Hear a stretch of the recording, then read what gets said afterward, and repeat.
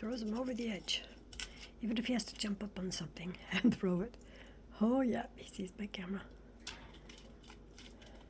He's got he's gone through about 7 or 8 of those 4-inch solo balls because he lost his girlfriend. Very particular about where things go.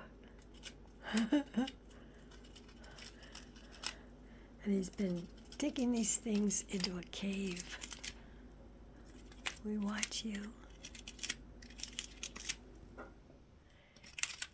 And if you watch him, he knows how he's pulling them off. He sometimes often goes to the core.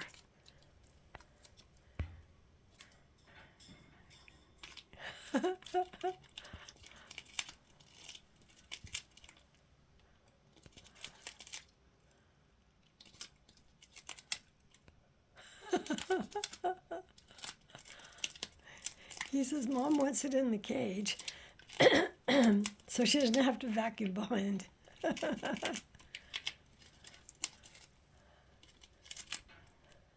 Aren't you glad that was your Christmas present?